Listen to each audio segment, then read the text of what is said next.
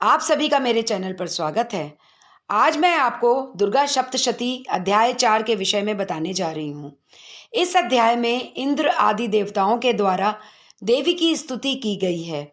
दुर्गा सप्तशती के 700 श्लोकों में से इस अध्याय में 42 श्लोक आते हैं। आइए सुनते हैं दुर्गा सप्तशती अध्याय 4। सिद्धि की इच्छा रखने वाले पुरुष जिनकी सेवा करते हैं और देवता सब ओर से घेरे रहते हैं, जया नाम की दुर्गा देवी का ध्यान करें। उनके श्री अंगों की चमक काले मेघ के समान श्याम है। वे अपने कटाक्षों से शत्रुओं को भयभीत करती हैं। उनके माथे पर चंद्रमा की रेखा शोभा पाती है। वे अपने हाथों में शंख, चक्र, कृपाण और त्रिशूल धारण करती हैं। उनके 3 नेत्र हैं। वे सिंह के कंधे पर चढ़ी हुई हैं और अपने तेज से तीनों लोकों को परिपूर्ण कर रही हैं। श्री सुमेधा ऋषि बोले, हे राजन सुरथ, उस महाबली दुष्ट महिषासुर के और उसकी सेना के मारे जाने के बाद इंद्र आदि देवता लोग अत्यंत हर्ष से रोमांचित हो नम्रता से सिर और कंधा झुकाए हुए उस देवी की स्तुति करने लगे। सभी देवताओं के शक्ति समूह की एकमात्र मूर्ति और जो संसार के प्रति प्राणी की आत्म शक्ति है, जिससे यह विश्व स्थित है, उस संपूर्ण देवताओं और महिषियों की पूज्य देवी को हम लोग भक्ति पूर्वक नमस्कार करते हैं। वह देवी हम लोगों का कल्याण करें। जिस देवी के अतुलनीय प्रभाव और बल का वर्णन करने में भगवान विष्णु, ब्रह्मा और शिव समर्थ नहीं हो सकते, वह चंडिका देवी संसार की रक्षा करें और दुखदायी एवं दुष्ट भय का नाश करें। जो सदाचारियों के घर लक्ष्मी रूप, पापियों के घर दरिद्र रूप, निर्मल चित्त वालों के हृदय रूप में सद्बुद्धि रूप में, सज्जनों के यहाँ श्रद्धा रूप, कुलीनों के यहाँ लज्जा रूप में रहती हैं, उन भगवती दुर्गा को हम प्रणाम करते हैं। देवी, आप संपूर्ण विश्व की रक्षा करें।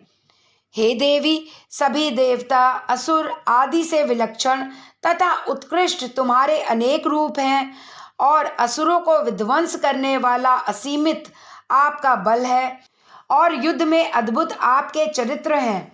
अतः हम लोग आपका वर्णन किस प्रकार कर सकते हैं। हे देवी, आप संपूर्ण जगत का कारण हो और सत्व, रज, तम गुणों वाली होती हुई भी उन त्रिगुण रूप विकारों से नहीं जानी जाती और ब्रह्मा, विष्णु आदि भी तुम्हारा पार नहीं पाते। आप सबका आश्रय हो। यह जगत आपका अंश है। आप विकारों से रहित हो। आप सबकी आदि प्रकृति हो। हे देवी, संपूर्ण यज्ञों में जिसके उच्चारण से सब देवता तृप्ति लाभ करते हैं, वह स्वाहा आप ही हैं। इसके अतिरिक्त आप पितरों की भी तृप्ति का कारण है। अतएव सब लोग आपको स्वधा भी कहते हैं। हे देवी, जो मोक्ष की प्राप्ति का साधन है, अचिंत्य महाव्रत स्वरूपा है, वह भगवती आप ही हैं।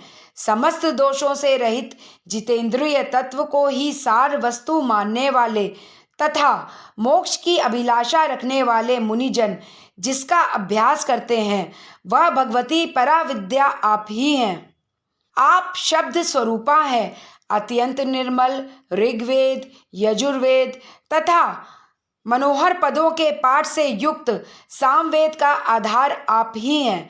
आप देवी त्रयी यानी तीनों वेद और भगवती चहों ऐश्वर्य से युक्त हैं।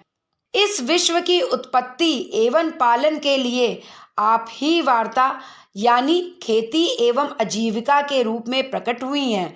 आप संपूर्ण जगत की घोर पीड़ा का नाश करने वाली हैं। देवी, जिससे समस्त शास्त्रों के सार का ज्ञान होता है, वह मेधा शक्ति आप ही हैं। दुर्गम भव सागर से पार उतारने वाली नौका रूप दुर्गा देवी भी आप ही हैं। आपकी कहीं भी आसक्ति नहीं है। कैटभ के शत्रु भगवान विष्णु के वक्ष स्थल में एकमात्र निवास करने वाली भगवती लक्ष्मी तथा भगवान चंद्रशेखर द्वारा सम्मानित गौरी देवी भी आप ही हैं। आपका मुख मंद मुस्कुराने से सुशोभित, निर्मल पूर्ण चंद्रमा के बिंब का अनुकरण करने वाला और उत्तम सुवर्ण की मनोहर कांति से कमनीय है। तो भी उसे देखकर महिषासुर को क्रोध हुआ और सहसा उसने उस पर प्रहार किया। यह बड़े आश्चर्य की बात है।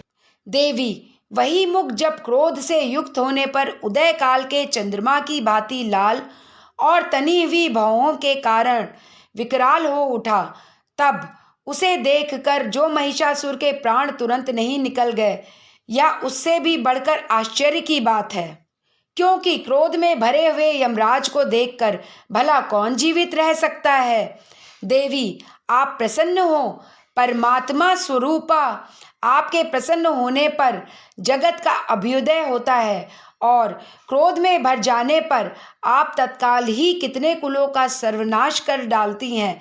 यह बात अभी अनुभव में आई है, क्योंकि महिषासुर की यह विशाल सेना क्षण भर में आपके कोप से नष्ट हो गई है। सदा अभ्युदय प्रदान करने वाली आप जिन पर प्रसन्न रहती हैं, वे ही देश में सम्मानित हैं। उन्हीं को धन और यश की प्राप्ति होती है।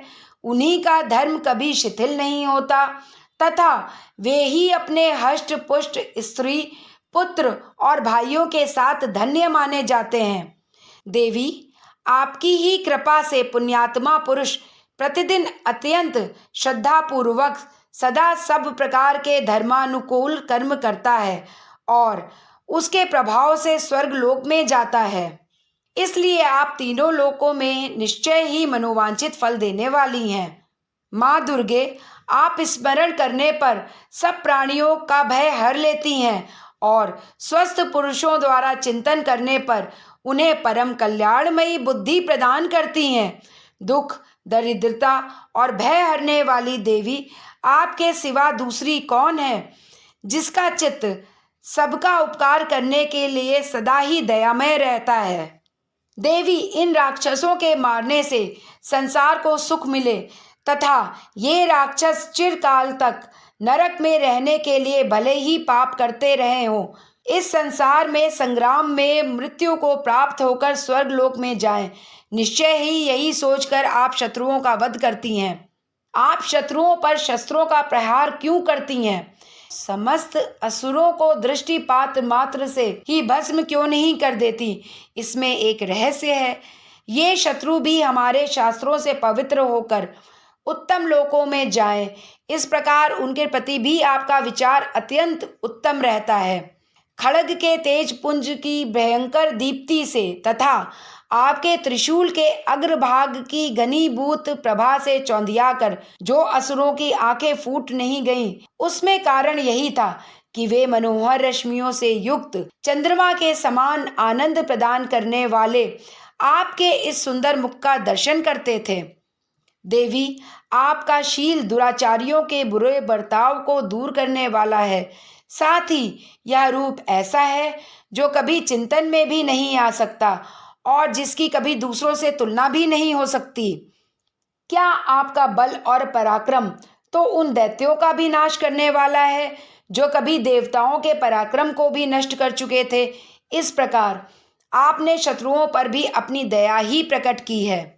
हे वरदायिनी देवी, आपके इस पराक्रम की किसके साथ तुलना हो सकती है तथा शत्रुओं को भय देने वाला एवं अत्यंत मनोहर ऐसा रूप भी आपके सिवा और कहाँ है। हृदय में कृपा और युद्ध में निष्ठुरता, ये दोनों बातें तीनों लोकों के भीतर केवल आप में ही देखी गई हैं। हे माता, आपने शत्रुओं का नाश करके इस समस्त त्रिलोक की रक्षा की है। उन शत्रुओं को भी युद्ध भूमि में मारकर स्वर्ग लोक में पहुंचाया है तथा उन्मत्त दैत्यों से प्राप्त होने वाले हम लोगों के भय को भी दूर किया है। आपको हमारा नमस्कार है। देवी, आप शूल से हमारी रक्षा करें। हे अंबिके, आप खड्ग से हमारी रक्षा करें तथा घंटा की ध्वनि और धनुष की टंकार से भी हम लोगों की रक्षा करें। हे चंडिके, पूर्व, पश्चिम, दक्षिण दिशा में आप हमारी रक्षा करें तथा ईश्वरी, अपने त्रिशूल को घुमाकर आप उत्तर दिशा में भी हमारी रक्षा करें। तीनों लोकों में आपके जो परम सुंदर एवं अत्यंत भयंकर रूप विचरते रहते हैं, उनके द्वारा भी आप हमारी तथा इस भूलोक की रक्षा करें। हे अंबिके, आपके कर में शोभा पाने वाले खड्ग, शूल और गदा आदि जो जो शस्त्र हों, उन सबके द्वारा आप सब ओर से हम लोगों की रक्षा करें। ऋषि आगे कहते हैं, इस प्रकार जब देवताओं ने जगत माता दुर्गा जी की स्तुति की और नंदनवन के दिव्य पुष्पों एवं गंध, चंदन आदि के द्वारा उनका पूजन किया, फिर सबने मिलकर जब भक्ति पूर्वक दिव्य धूपों की सुगंध निवेदन की, तब देवी ने प्रसन्न वदन होकर प्रणाम करते हुए सब देवताओं से कहा, देवताओं, तुम सब लोग मुझसे जिस वस्तु की अभिलाषा रखते हो उसे मांगो। देवता बोले, भगवती ने हमारी सब इच्छा पूर्ण कर दी, अब कुछ भी बाकी नहीं है, क्योंकि हमारा यह शत्रु महिषासुर मारा गया। हे महेश्वरी, इतने पर भी यदि आप हमें और वर देना चाहती हैं तो हम जब जब आपका स्मरण करें तब तब आप दर्शन देकर हम लोगों के महान संकट को दूर कर दिया करें, तथा प्रसन्न मुखी अंबिके, जो मनुष्य इन स्तोत्रों द्वारा आपकी स्तुति करे उसे वित्त, समृद्धि और वैभव देने के साथ ही उसकी धन आदि संपत्ति को भी बढ़ाने के लिए आप सदा हम पर प्रसन्न रहें। ऋषि आगे कहते हैं, हे राजन, देवताओं ने जब अपने और जगत के कल्याण के लिए भद्रकाली देवी को इस प्रकार प्रसन्न किया, तब वे तथास्तु कहकर वहीं अंतर ध्यान हो गई। भूपाल, इस प्रकार पूर्व काल में तीनों लोकों का हित चाहने वाली देवी जिस प्रकार देवताओं के शरीरों से प्रकट हुई थी, वह सब कथा मैंने कह सुनाया।